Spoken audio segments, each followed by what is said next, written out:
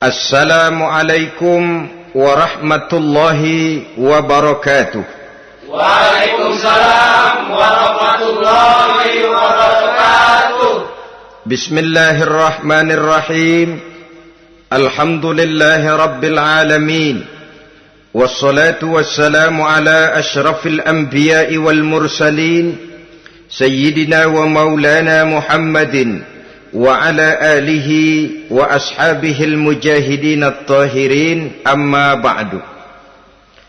Saudara-saudara kaum muslimin rahimakumullah, agama mengajarkan bahwa di dalam melaksanakan segala macam pekerjaan hendaklah dilaksanakan dengan penuh hati-hati dan perhitungan. Dikatakan dalam pepatah, fit ta'annis salamah wa fil ajalatin nadamah. Di dalam keberhati-hatian itu ada keselamatan, dan di dalam sikap tergesa-gesa, di dalam sikap terburu-buru biasanya mengandung penyesalan. Tetapi ada 5 perkara yang malah memang harus dikerjakan secara buru-buru. Apa yang 5 perkara itu? Pertama, mengubur jenazah. Tidak baik kalau jenazah itu disemayamkan sampai 2-3 hari di rumah. Dan yang lebih baik, mengubur jenazah itu adalah di tempat di mana dia meninggal. Contohnya adalah baginda Nabi. Beliau kelahiran Mekah. Beliau wafat di Madinah, maka di Madinah itulah beliau dimakamkan, dan bukan di kota Mekah. Karena prinsipnya agama menginginkan kemudahan dan tidak menginginkan kesukaran. Hal kedua yang harus dikerjakan dengan segera ialah mengawinkan anak perempuan. Apabila kita mempunyai anak perempuan, sudah sampai usianya untuk memasuki ambang pintu pernikahan, dan dia sudah minta untuk dinikahkan, maka segeralah orang tua menikahkannya atau mengawinkannya. Sebab biasanya anak perempuan, apalagi di zaman sekarang, kalau tidak segera dikawinkan oleh orang tuanya, dikhawatirkan dia akan kawin sendiri. Dan itu tentu akhirnya akan merepotkan kedua orang tuanya. Hal ketiga yang harus dikerjakan dengan segera dan buru-buru ialah membayar hutang. Apabila kita sudah berhutang kepada seseorang dan sudah ada uang untuk membayarnya, bersegeralah untuk membayar. Sebab kalau ditunda besok, lusa, atau hari minggu depan, dikhawatirkan uangnya akan terpakai untuk kepentingan-kepentingan yang lain, dan hutang akan tetap tinggal hutang, tidak pernah terbayar adanya. Hal keempat yang harus disegerakan ialah menghidangkan makanan untuk orang musafir yang kebetulan menjadi tamu di rumah kita. Dan hal yang kelima yang harus dilakukan dengan buru-buru, dengan segera, bertaubat apabila mengerjakan perbuatan dosa.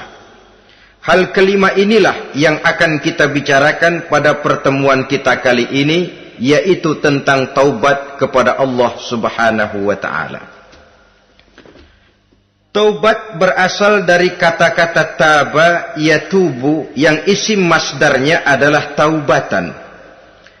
Artinya sama dengan roja'a yarji'u, ada ya'udu, pulang atau kembali. Bertobat maksudnya kembali dari yang dilarang oleh Allah. Kalau dalam perjalanan hidup ini kita suka menerjang larangan-larangan Allah, melaksanakan apa-apa yang dilarang olehnya, maka taubat artinya meninggalkan larangan-larangan itu dan kembali kepada apa yang diperintah oleh Allah Subhanahu wa ta'ala. Kenapa taubat ini harus disegerakan? Karena makhluk bernama manusia ini sulit melepaskan diri dari dosa dan salah. Nabi bersabda, kullu bani Adam khatta'un wa khairul khatta'ina tawwabun.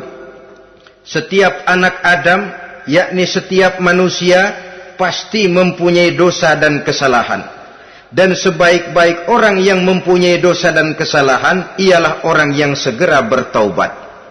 Dengan kata lain, orang yang baik sesungguhnya bukanlah orang yang tidak punya salah, karena tidak ada orangnya yang tidak punya salah. Tetapi orang yang baik adalah orang yang apabila melakukan kesalahan, dia segera sadar, dijadikannya kesalahan itu sebagai pelajaran untuk tidak diulanginya lagi pada masa-masa yang akan datang. Inilah yang digambarkan oleh Allah Subhanahu wa taala dalam surah Ali Imran ayat 135.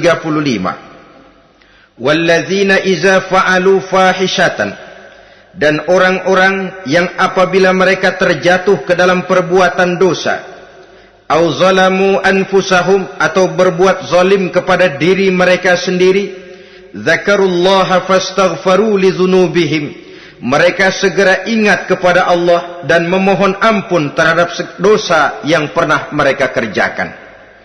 Saudara-saudara kaum muslimin rahimakumullah, sejak awalnya iblis memang sudah memproklamirkan diri di hadapan Allah Subhanahu wa taala. Apa kata iblis? Ya Rabbi wa izzatika la azalu aghwi bani adama ma damat arwahuhum fi ajsadihim.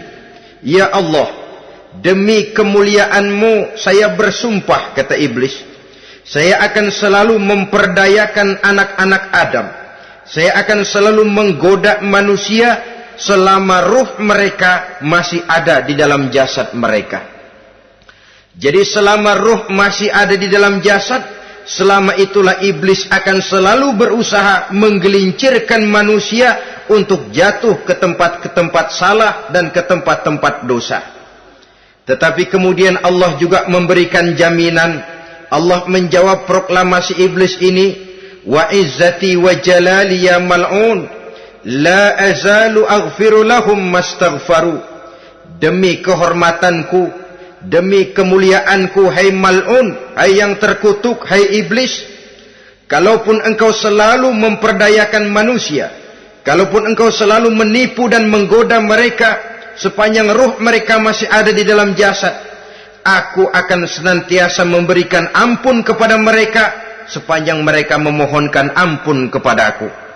Inilah jaminan dari Allah Subhanahu wa ta'ala.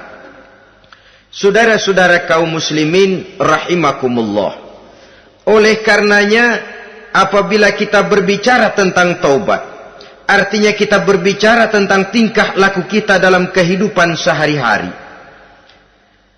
Apa yang harus kita lakukan untuk sempurnanya satu taubat? Pertama, menyesal terhadap dosa yang pernah kita lakukan. Kadang-kadang ada juga orang bertaubat, tapi bukan nyesal terhadap dosa yang dia kerjakan, malah puas katanya. Dia ngomong sama teman-temannya, saya dulu zaman muda sudah kenyang judi, kenyang zina, kenyang mabuk-mabukan, sudah puas. Sekarang tinggal benernya saja, saya sudah taubat. Taubatnya sih bagus, tapi puasnya itu yang jelek. Kenapa harus dikatakan puas? Bukan puas, menyesal.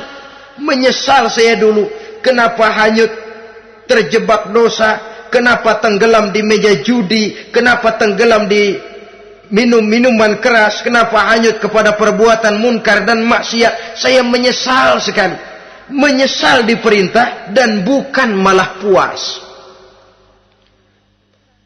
Dari rasa menyesal ini nanti timbul hal yang kedua, yaitu berniat tidak akan mengulangi lagi perbuatan dosa.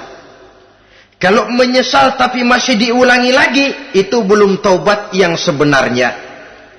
Saya kapok, menyesal, tidak mau minum minuman keras lagi. Besok tidak ada minuman keras, malah pusing, nyari kesana kemari. Itu belum taubat yang sebenarnya.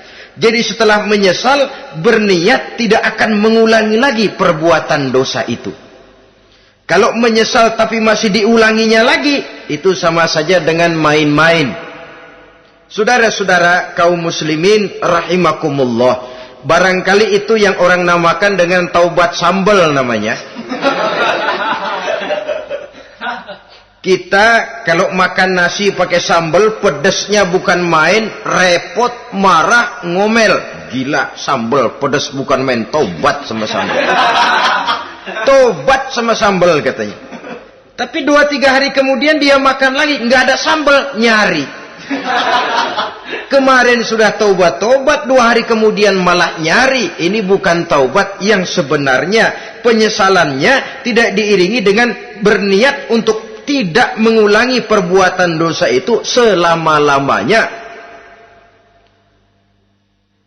Saudara hadirin, kita sudah taubat, tidak mau lagi minum minuman keras. Datang teman, minum ya? Enggak mau. Kenapa? Saya sudah taubat. Yang benar, benar. Kalau dibayarin, tahu dah.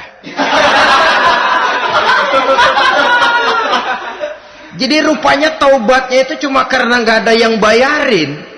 Begitu datang yang bayarin, berangkat lagi. Itu belum lagi merupakan taubat yang sebenarnya. Begitu juga kita taubat dari meja judi. Pada waktu sudah bures, bangkrut, habis-habisan, mungkin menyesal, mungkin bertaubat. Inilah akibatnya judi, rumah tangga berantakan, harta boros, anak terlantar, uang tidak ada. Taubat, saya tidak mau lagi-lagi tenggelam di meja judi. Pada saat kondisinya bangkrut, itu yang diucapkan. Tapi 2-3 hari, 4-3 minggu, 1 bulan kemudian rezekinya banyak, makmur lagi, usahanya maju lagi, lupa lagi dia kepada ucapan sebelumnya. Akhirnya sedikit demi sedikit tenggelam kembali di meja judi. Ini pun belum merupakan taubat yang sebenarnya. Jadi untuk sempurnanya taubat, yang pertama menyesal terhadap dosa yang telah dilakukan, yang kedua berjanji tidak akan mengulangi lagi, kemudian yang ketiga meninggalkan perbuatan jahat itu untuk selama-lamanya. Dengan kata lain, kalau memang taubat tidak mau minum lagi, talak 3 itu minuman keras. Kalau memang niat tidak akan berjudi lagi, talak 3 itu segala macam bentuk perjudian, meninggalkan perbuatan jahat. Yang keempat, menunaikan semua fardu dan kewajiban. Sebab barangkali pada saat kita tenggelam dalam dosa, perintah-perintah Allah, jangankan yang sunnah, yang wajib saja sering kita lalaikan. Maka apabila diri telah berniat melaksanakan taubat, maka tunaikan semua kewajiban yang disyariatkan oleh agama kepada kita. Yang kelima, meminta halal kepada para lawannya dengan termasuk mengembalikan hak milik orang lain. Ini kalau menyangkut hukukul adamiyin atau hak-hak manusia. Jadi kalau kita berdosa kepada sesama manusia, Allah belum akan menerima taubat kita kalau kita belum minta maaf kepada yang bersangkutan. Adapun kalau kita sudah minta maaf tapi yang bersangkutan tidak mau memberikan maaf, itu urusan dia kepada Allah. Urusan kita adalah meminta maaf kepada yang bersangkutan.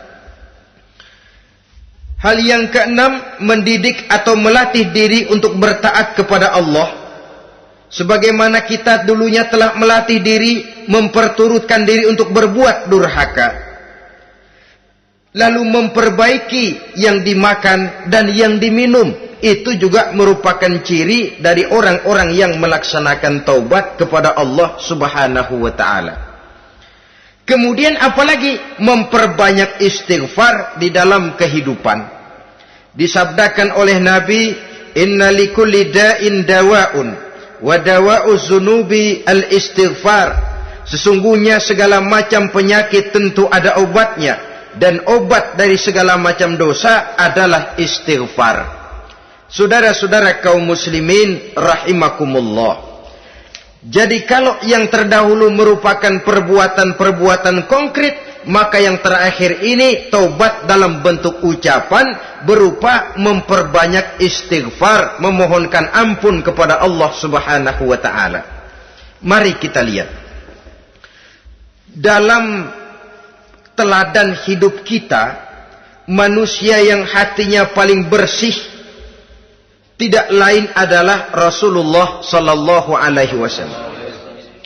Beliau sudah mendapat jaminan ampun dari seluruh dosa.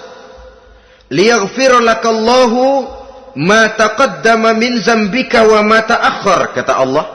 Muhammad, dosamu yang dahulu, dosamu yang sekarang, dosamu yang akan datang jikalau memang ada, seluruhnya sudah mendapat jaminan ampun dari Allah. Tetapi coba lihat dari sejarah perjalanan hidup yang mulia ini. Sungguh pun beliau sudah nyata-nyata mendapat jaminan ampun dari Allah. Beliau mengatakan, ayyuhan nas, tubu ilallah, fa inni atubu fil yaumi mi'ata marrah. Wahai manusia, bertaubatlah kepada Allah, maka sesungguhnya saya, kata beliau, dalam satu hari bertaubat 100 kali kepada Allah. Dalam riwayat yang lain, sab'ina marrah, 70 kali beliau mengucapkan istighfar minimalnya dalam sehari semalam. Orang yang sudah nyata-nyata mendapat jaminan ampun dari Allah ini, satu hari satu malam istighfarnya minimal 70 kali. Apatah lagi kita yang nyata-nyata belum mendapat jaminan ampun dari Allah. Di dalam satu hadis diriwayatkan bahwa iblis laknatullah alaih pernah berkata, ahlaktun nasa bizzunubi wal ma'asi. Aku rusak dan aku hancurkan kehidupan manusia dengan dosa dan dengan segala macam perbuatan maksiat. Iblis menghancurkan manusia dengan menanamkan kegemaran berbuat dosa dan menanamkan kesukaan untuk bergelimang dalam dunia maksiat. Tetapi kemudian iblis mengakui, wa ahlakuni bila ilaha illallah wal istighfar. Tetapi kemudian terbalik, manusia menghancurkan aku dengan kalimat la ilaha illallah dan dengan istighfar, yakni mengucapkan astaghfirullahalazim. Inilah senjata pemungkas menghadapi upaya iblis untuk menghancurkan manusia. Kalau iblis menghancurkan manusia dengan perbuatan dosa, dengan menenggelamkan manusia ke dalam perbuatan-perbuatan maksiat, hendaknya kita sadar. Pada saat kita terdorong untuk melakukan perbuatan dosa, kita lalu sadar inilah perangkap iblis untuk membinasakan saya. Pada saat kita terjebak ke dalam perbuatan maksiat dan munkarat, ingatlah baik-baik, inilah perangkap iblis untuk merusak dan membinasakan saya. Maka hancurkan perangkap iblis, hancurkan tipu daya dan usaha iblis itu dengan apa? Dengan kalimat la ilaha illallah dan dengan memperbanyak istighfar. Falamma ra'aitu dzalik, ketika aku lihat hal itu, kata iblis, mereka hancurkan kita dengan dosa dan maksiat, dan kita hancurkan mereka dengan la ilaha illallah dan istighfar. Diamkah iblis? Puaskah iblis? Ternyata tidak. Apabila aku lihat usaha manusia itu, ahlaktuhum bil huda, ahlaktuhum bil hawa, wahum yahsabuna annahum muhtadun. Apabila mereka hancurkan aku dengan la ilaha illallah dan istighfar, maka aku kembali menghancurkan mereka dengan mempergunakan hawa nafsu, sehingga mereka menyangka bahwa mereka adalah orang-orang yang mendapat petunjuk. Ditanamkan dalam diri kita perasaan bahwa kitalah orang yang paling benar. Itu pun tipu daya iblis. Maka orang pintar itu baik, tapi merasa pintar itu jelek. Orang benar itu bagus, tapi merasa benar itu tidak baik. Karena biasanya orang kalau sudah merasa benar, lalu cenderung untuk menganggap orang lain tidak benar. Kalau sudah begitu, dia akan mengklaim diri, sayalah orang yang paling benar, yang lain tidak benar semuanya. Itu termasuk perangkap iblis juga. Setelah kita gempur mereka dengan kalimat tahlil dan dengan kalimat istighfar. Saudara-saudara kaum muslimin rahimakumullah, Allah Maha Pengasih dan Maha Penyayang. Ia akan mengampunkan perbuatan yang bersifat salah dari manusia. Hanya manusia saja yang kadang-kadang bodoh, tidak mau mengampuni dan memaafkan dirinya sendiri, dengan membiarkan dirinya terseret berlarut-larut dalam dosa tanpa keinginan untuk bertaubat. Sepanjang nafas belum sampai di tenggorokan, sepanjang matahari masih terbit di sebelah timur dan terbenam di sebelah barat, sepanjang itu Allah masih akan menerima taubat seorang hamba. Innallaha yaqbalu taubatal abdi ma lam yugharghir. Allah akan senantiasa menerima taubat seorang hamba sebelum nafasnya sampai di tenggorokan. Apabila nafas sudah sampai di tenggorokan, maka taubat sudah terlambat adanya.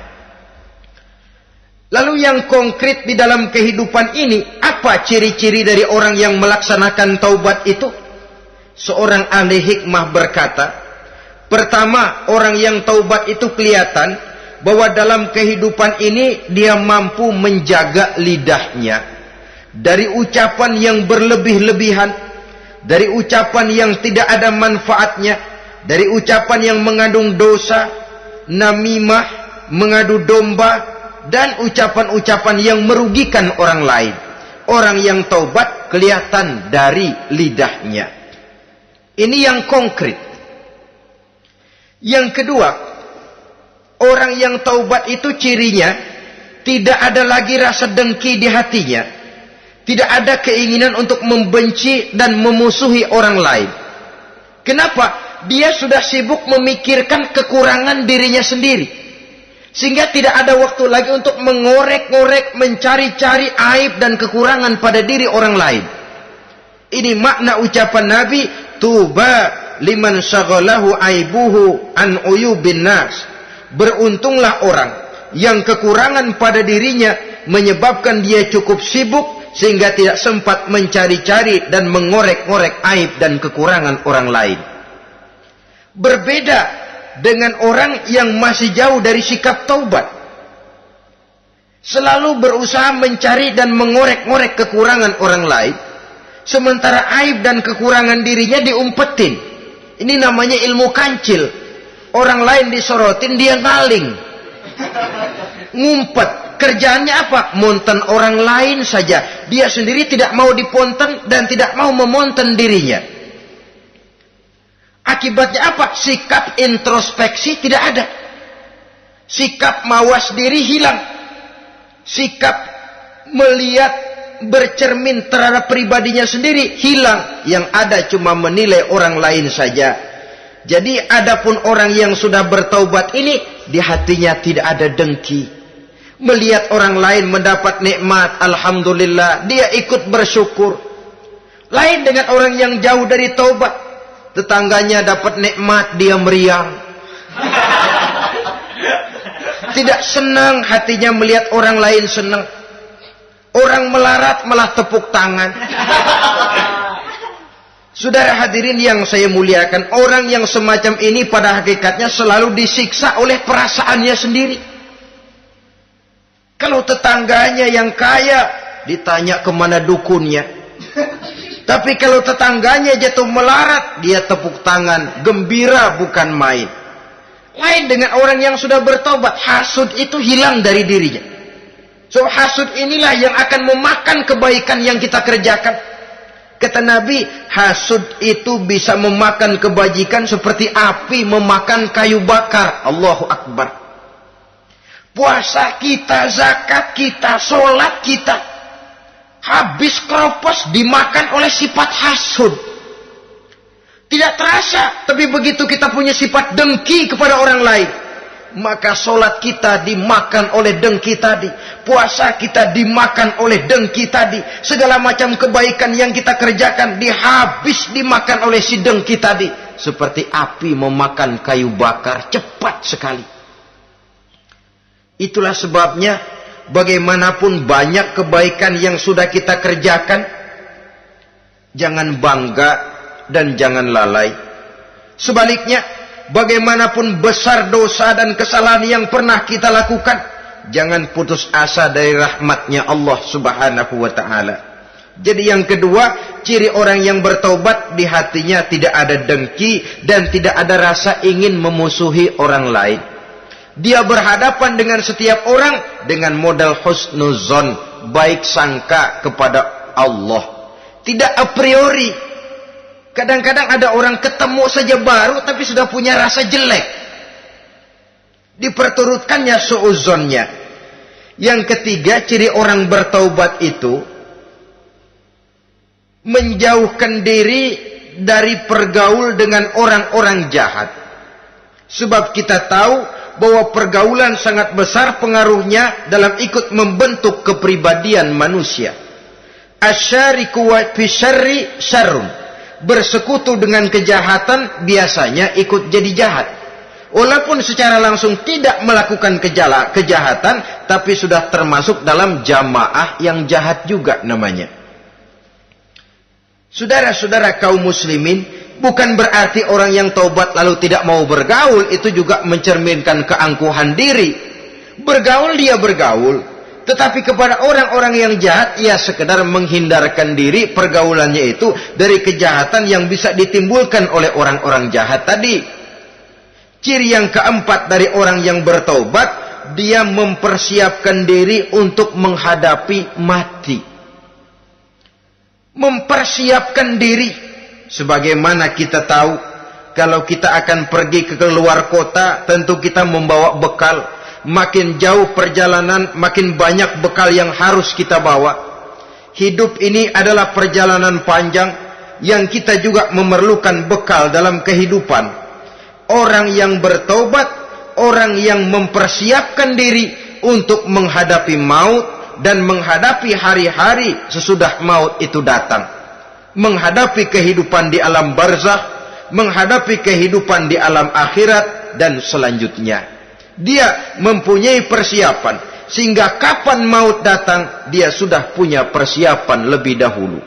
Saudara, kalau kita siap dipukul orang, pada saat pukulan itu datang, rasanya sakitnya agak lebih kurang daripada kita tidak pernah siap untuk dipukul. Walaupun bobot pukulannya sama, tapi kita akan lebih punya daya tahan kalau kita sudah siap. Oleh karena itu, orang yang bertobat, orang yang mempunyai persiapan untuk menghadapi mati. Tidak hanya untuk menghadapi mati, tapi juga menghadapi hidup di seberang kematian nanti. Maka karenanya, dia sibuk dengan dunianya, tapi juga dia lebih sibuk dengan akhiratnya. Dia tenggelam dalam berbagai macam kesibukan dunia, lain saat dia memfanakan diri untuk membekali diri menghadapi kehidupan sesudah hidup yang sekarang ini. Ciri-ciri ini tentu akan kelihatan dari gerak hidup seseorang.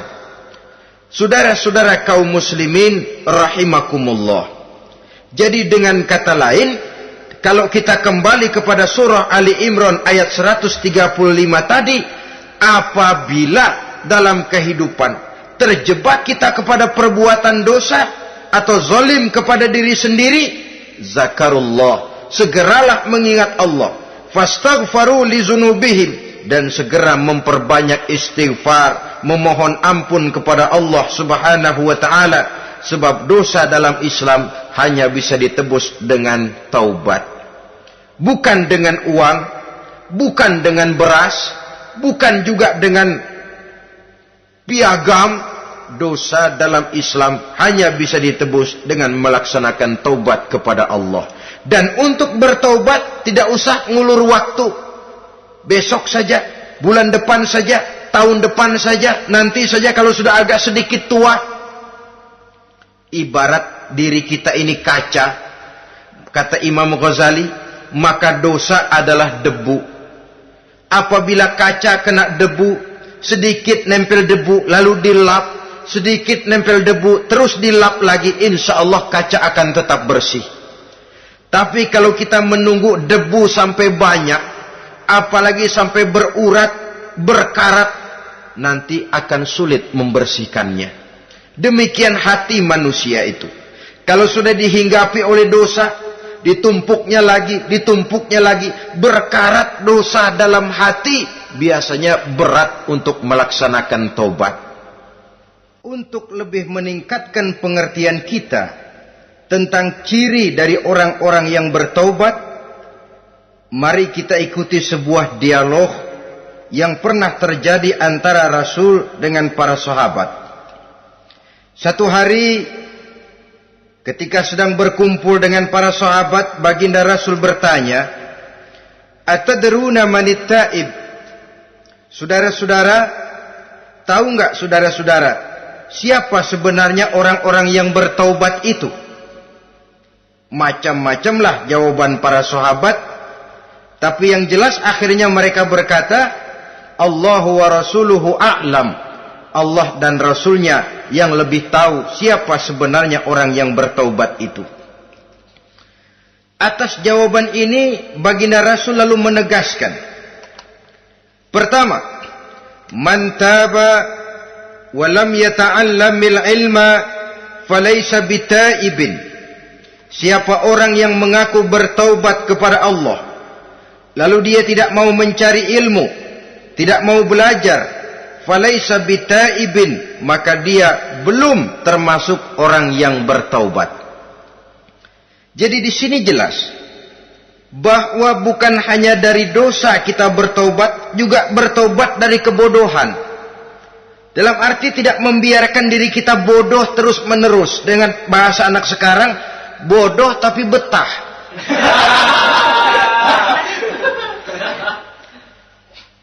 Orang yang mengaku bertaubat tapi tidak menggali ilmu, tidak mau belajar, tidak mau mencari ilmu, tidak hadir di mana majelis taklim, belum dianggap taubat yang sebenarnya.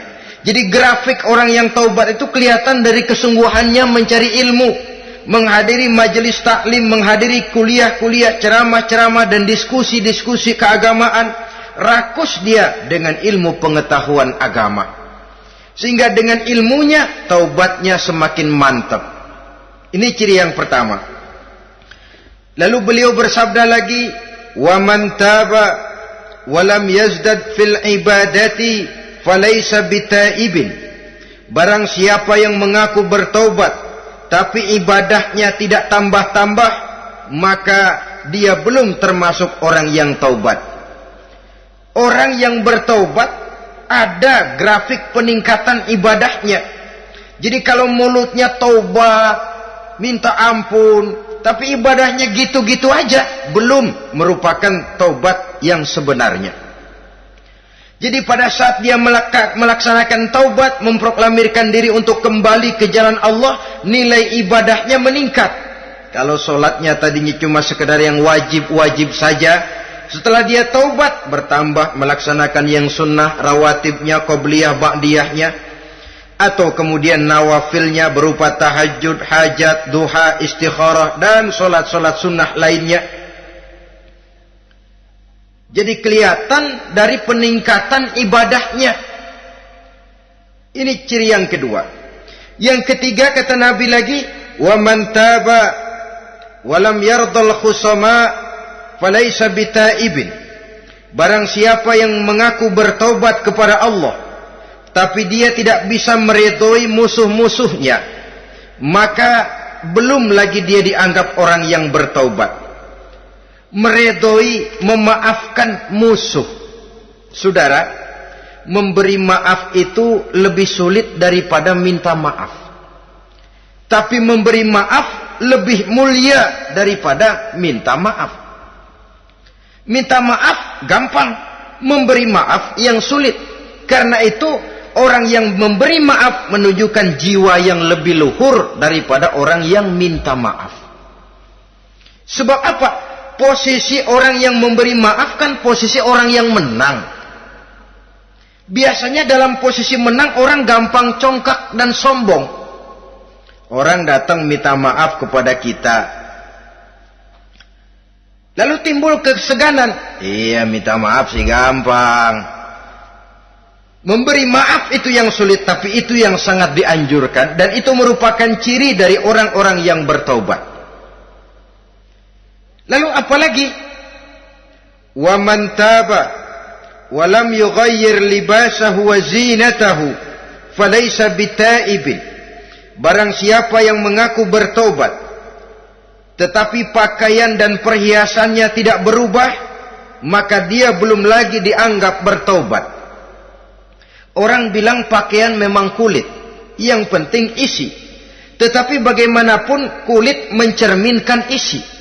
Dari pakaian kita bisa mengkaji kepribadian seseorang. Saya berpendapat bahwa pakaian penting, kulit juga penting. Kulit penting, isi penting. Kulit tanpa isi tidak ada artinya. Isi tanpa kulit juga meragukan orang. Wah, yang penting kan isinya, kulitnya gimana saja. Saya mau tanya, saudara dapat duren di jalanan, isi aja nggak ada kulitnya. Kira-kira dimakan nggak duren itu? Paling kurang akan menimbulkan keraguan. Jangan-jangan sudah dicampur racun ini. Jadi dengan demikian orang yang bertaubat ini kelihatan dari cara berpakaian, cara berhias diri, tidak over. Dia kembali kepada fungsi berpakaian. Dalam Islam kan sesungguhnya fungsi pakaian itu yang paling utama. Pertama, nutup aurat. Itu ukurannya. Yang kedua, pantas. Yang ketiga, baru soal mode. Di zaman kita sekarang terbalik. Mode nomor 1. Pantas belakangan, nutup aurat apa tidak nomor 16.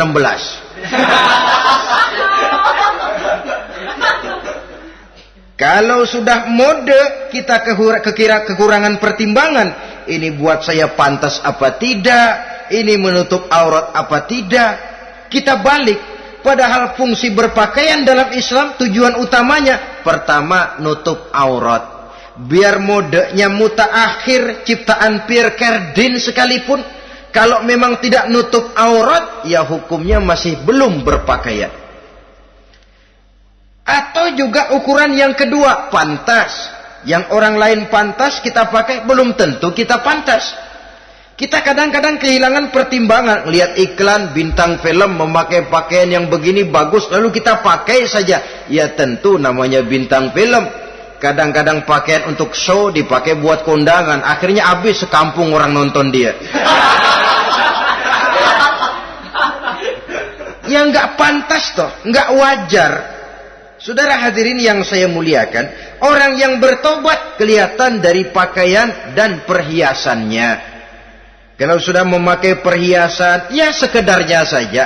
Tidak lalu dengan niat supaya orang tonton, supaya orang lihat, supaya orang tahu dia kaya, supaya timbul decak kagum, asal dia lihat orang lalu wah. Kalau sudah diwahi lalu senang. Saudara hadirin yang saya muliakan. Kemudian kata Nabi lagi, "Wa man taba wa lam yubaddil ashabahu falaysa bitaibin." Siapa yang mengaku bertaubat tapi pergaulannya dari itu ke itu saja, seperti itu juga, tidak mengalami perubahan, maka dia belum lagi dianggap bertaubat. Kalau taubat kita dari judi, jangan bergaul lagi dengan penjudi. Dalam arti, jangan berkumpul di majelis judi. Ah, saya sih udah taubat nggak main judi, tapi ngumpulnya di situ terus. Ya bagaimana? Pada akhirnya toh akan terseret juga. Saudara hadirin yang saya muliakan, jadi dengan demikian lingkungan juga sangat besar pengaruhnya dalam kriteria orang yang bertaubat. Selanjutnya Nabi bersabda, "Wa man taba wa lam yughayyir khuluquhu falaysa bitaibin." Siapa yang mengaku bertaubat tapi akhlaknya, budi pekertinya tidak mengalami perubahan, maka orang itu pun belum dianggap bertaubat.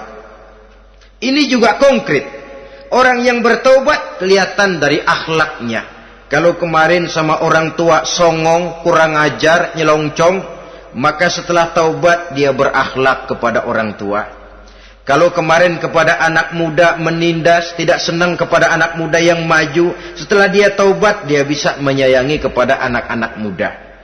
Akhlak ini lain dengan adat, istiadat. Adat biasanya hanya memandang yang lahir, sedangkan akhlak zahir batin dipandang.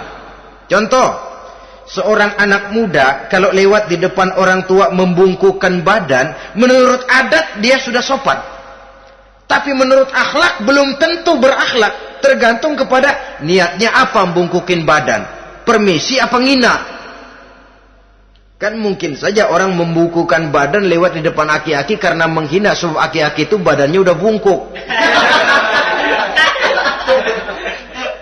Jadi gerakan zohir yang baik, yang diiringi dengan niat yang baik, itulah cerminan daripada akhlak.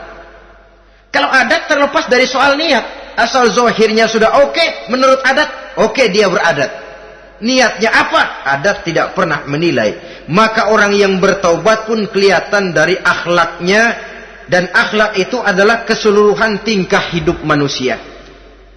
Cara berjalan ada akhlak. Cara makan ada akhlak. Cara duduk ada akhlak. Cara tidur ada akhlak. Sehingga pantas ketika Siti Aisyah ditanya, Aisyah, Rasulullah itu akhlaknya apa sih? Beliau menjawab, karena Rasulullah khuluquhul Quran. Rasulullah itu akhlaknya Quran.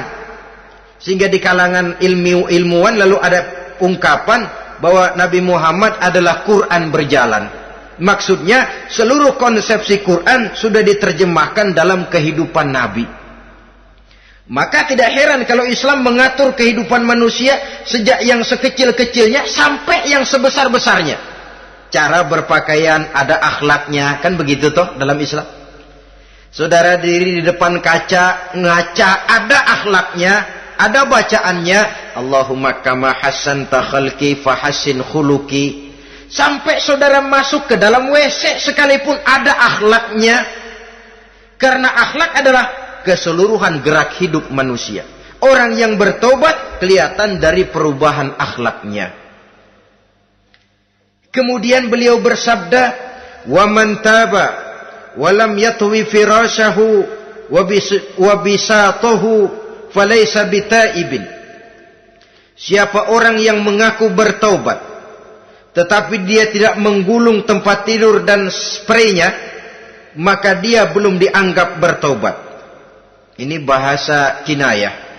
Menggulung spray, melipat tempat tidur artinya lebih banyak ibadahnya daripada tidurnya.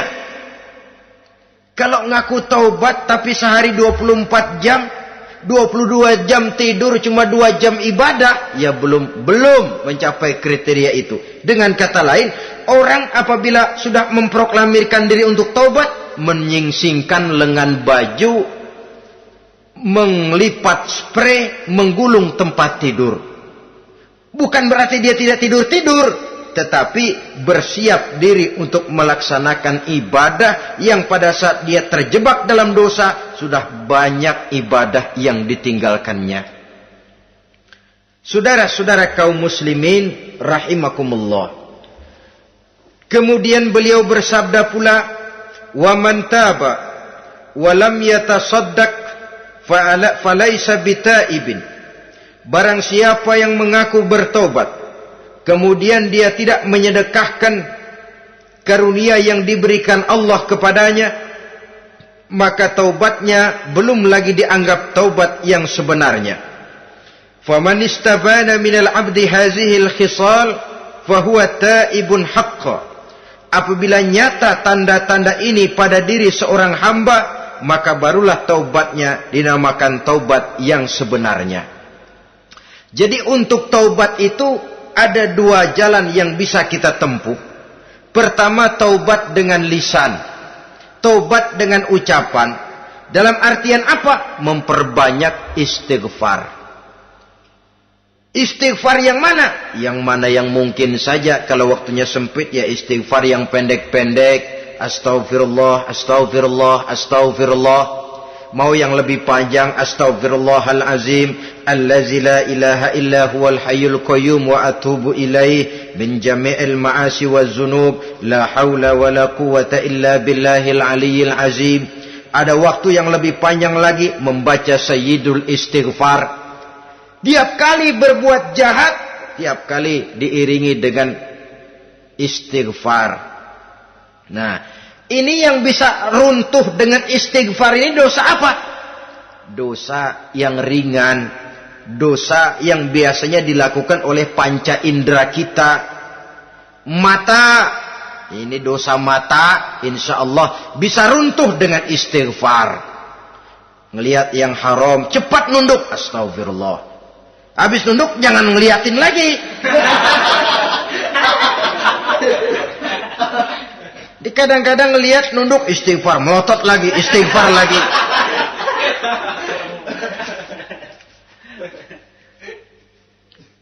Saudara hadirin yang saya muliakan, kata Imam Ali, nazratul ula laka wasaniyatu alaika. Ini dalam menjaga mata. Pandangan pertama rezekimu kelihatan, namanya kelihatan kan rezeki. Pandangan pertama rezekimu, ulangannya dosamu. Ulangannya ini yang bisa membawa dosa. Dosa karena lidah, mengucapkan kata-kata yang menyakitkan orang. Dengan istighfar, insya Allah runtuh. Adapun dosa-dosa besar lainnya, tentu harus dengan perbuatan. Tidak cukup dengan sekedar istighfar saja. Perbuatannya apa? Itulah seperti yang sudah saya sampaikan pada ciri-ciri orang yang bertaubat tadi. Oleh karenanya, beruntunglah kita masih diberikan umur oleh Allah. Sehingga segala dosa dan kesalahan yang kita lakukan, kita masih punya kesempatan untuk mengadakan pemutihan, bertaubat kepada Allah. Nah, apa kemudahan yang diberikan Allah kepada orang yang melazimkan istighfar di dalam hidupnya? Pertama, kata Nabi, man lazimal istighfar, siapa orang yang melazimkan, membiasakan diri istighfar, diberikan keistimewaan oleh Allah. Pertama, ja'alallahu lahu min kulli dhiqin makhraja. Allah akan memberikan jalan keluar untuknya dari segala macam kesulitan. Hidup ini kan problem. Makin tinggi status sosial, makin banyak urusan. Urusan akan selesai apabila hidup di dunia selesai. Kita menyangka orang lain lebih enak dari kita, padahal tiap orang punya urusan. Yang namanya enak barangkali persis seperti pelangi biang lala itu. Tidak pernah di atas kepala kita, di atas kepala orang lain saja. Begitu kita memandang keenakan dalam hidup ini. Petani bilang pedagang enak, pedagang bilang petani enak. Tapi begitulah keenakan itu. Orang yang melazimkan istighfar, dia akan diberikan jalan keluar dari segala macam kesulitan. Menurut perhitungan otak, deadlock, buntu, tidak sanggup lagi, entah bisa terwujud dan terlaksana. Allah memberikan jalan keluar dari segala kesulitan. Saudara, kalau Allah sudah memberikan jalan keluar dari kesulitan, siapa lagi yang bisa bikin sulit kita? Kalau Allah yang memberikan jalan keluar, everything is running well katanya. Semua urusan bisa jalan dengan lancar. Tapi tanpa istighfar, jauh kita dari Allah. Jalan yang sudah lapang pun bisa jadi sempit. Urusan yang sudah nyata akan selesai pun bisa jadi injelimet. Dan jalan yang tadinya tidak berliku-liku pun bisa berliku-liku. Ini faktor yang di luar perhitungan matematis. Kita tidak mampu, Allah maha mampu. Menurut akal kita tidak mungkin. Kalau Allah mau, tidak ada yang tidak mungkin. Saudara-saudara, ini fasilitas pertama. Orang yang gemar istighfar diberikan jalan keluar dari segala macam kesulitan. Yang kedua, wa min kulli hammin faraja, diberikan kegembiraan dari setiap kesusahan yang dihadapinya. Ada saja faktor-faktor yang mendatangkan kegembiraan, yang mendatangkan refreshing di dalam kehidupannya, sehingga dia tidak lalu merasa jalannya buntu, tidak merasa kesulitannya tidak pernah terselesaikan. Dan yang ketiga, fasilitas yang diberikan Allah kepada orang yang gemar istighfar, wa razaqahu min haitsu la yahtasib. Allah akan memberikan kepada mereka rizki dari jalan yang tidak pernah mereka sangka-sangka. dari jalan yang tidak pernah mereka perkirakan sebelumnya. Saudara-saudara kaum muslimin rahimakumullah. Inilah fasilitas ketiga yang diberikan Allah kepada orang yang gemar istighfar. Rizkinya datang dari jalan yang tidak disangka-sangka. Sebab rizki ini juga termasuk hal gaib. Dan jangan lupa, ar-rizqu bimakna al-ata hissiyan kana au ma'nawiyan. Rizki adalah pemberian baik yang konkret maupun yang abstrak.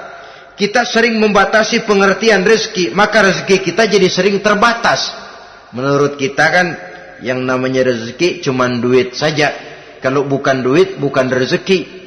Padahal semua karunia Allah itu rezeki. Umur rezeki, istri rezeki, anak rezeki, pangkat dan jabatan rezeki, termasuk duit juga rezeki. Tapi dalam kebiasaan kita rezeki cuma duit. Begitu duit seret kita anggap rezeki macet. Maka akhirnya kita tidak bersyukur kepada Allah. Padahal mungkin di sektor duit macet, tapi rezeki dari segi lain, ilmu barangkali tambah, wibawa naik, pangkat naik, anak tambah, itu juga merupakan rezeki. Saudara-saudara kaum muslimin rahimakumullah, orang yang gemar istighfar ini diberikan rezeki dari jalan yang tidak disangka-sangkanya, dibukakan perbendaharaan Allah untuknya, sehingga rezekinya datang dari cara yang tidak disangka-sangka. Allah Maha Kaya. Kalau dia mau, la mani'a lima a'taita wa la mu'tiya lima mana'ta. Tidak satu kekuatan pun yang mampu mencegah apa yang hendak diberikan Allah, dan tidak satu kekuatan pun yang sanggup memberikan apa yang dicegah oleh Allah Subhanahu wa taala. Ini keistimewaan yang diberikan Allah kepada mereka yang gemar beristighfar di dalam kehidupan ini. Jangan lagi berpikir, gua sih nggak punya dosa, istighfar amat. Sombong, saudara-saudara. Manusia itu lebih baik merasa banyak dosa daripada merasa tidak punya dosa. Tanda orang bahagia, kata Nabi, 4. Pertama, orang yang selalu ingat kepada kesalahan yang pernah dia lakukan. Itu orang bahagia. Selalu ingat kepada kesalahan yang pernah dilakukannya. Sehingga pada saat akan melakukan kesalahan yang baru, dia mikir-mikir. Dosa gue yang kemarin udah 3 keranjang, nih nambah lagi. Ingatannya terhadap kesalahan yang lalu akan merupakan langkah preventif yang mencegah dirinya untuk tidak menambah kesalahannya. Orang bahagia, orang yang selalu ingat kesalahan yang pernah dia lakukan, terbayang di pelupuk mata, bukan ngumpet-ngumpetin dosa. Sebab apa yang mau kita umpetin di hadapan Allah? Yang kedua, tanda orang bahagia itu orang yang selalu melupakan kebaikannya. Kalau dia berbuat baik, dia lupakan. Dia anggap dirinya belum pernah berbuat baik. Sehingga di mana ada kebaikan, dia tidak bisa ikut. Dia merasa sangat rugi. Sebab dia anggap dirinya belum pernah berbuat baik. Yang ketiga, tanda orang bahagia, dalam urusan dunia, dia lihat ke bawah. Sehingga timbul rasa syukurnya. Bahwa kalau dia sengsara masih banyak yang lebih sengsara dari dia. Bahwa kalau dia miskin masih jauh lebih banyak yang miskin dari dia. Bahwa kalau dia menemui kesulitan masih banyak yang jauh lebih sulit dari dia. Dengan cara itu jiwanya akan lapang, hidupnya akan tenang, dan dia tidak pernah ingkar kepada nikmat yang diberikan Allah. Sebaliknya yang keempat, tanda orang bahagia itu dalam urusan akhirat dia lihat ke atas. Dunia, lihat yang bawah. Akhirat, lihat yang atas. Kalau dia bisa sholat, kenapa saya tidak? Kalau dia sanggup puasa, kenapa saya tidak? Kalau dia bisa baca Quran, kenapa saya tidak? Timbul panas, nyontoh ibadah mendatangkan kebahagiaan. Rakus ibadah malah dianjurkan. Rakus dunia malah tercela. Nah, lawanannya orang celaka, saudara-saudara. Orang celaka juga tandanya 4, lawanan yang tadi itu. Pertama, orang yang selalu melupakan kesalahannya. Kalau berbuat dosa lupa, sok bersih. Alah, dosa gue mah dikit. Saudara hadirin yang saya muliakan, orang yang selalu melupakan kesalahan, menganggap dirinya bersih, akhirnya kalau ingin berbuat dosa nggak mikir-mikir. Tidak ada lagi yang ditimbang-timbang. Selanjutnya, yang kedua, orang celaka itu orang yang selalu mengingat kebaikannya.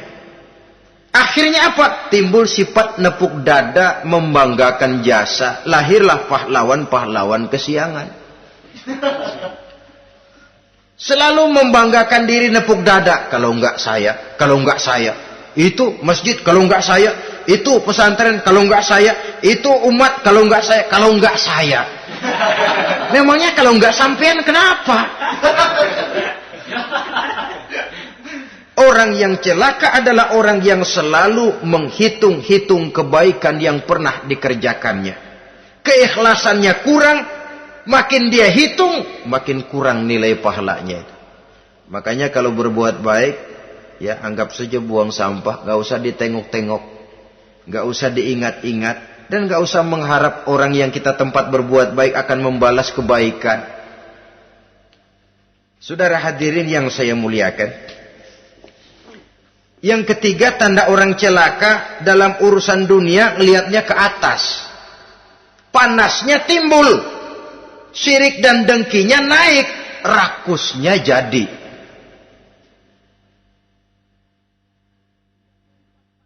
Timbul sifat panasnya itu, tidak mau ngerti. Kalau tetangga saya bisa beli kulkas, kenapa saya tidak? Kalau tetangga saya bisa beli motor, kenapa saya tidak? Kalau tetangga saya bisa beli mobil, kenapa saya tidak? Gaji nggak cukup, tuyul piara.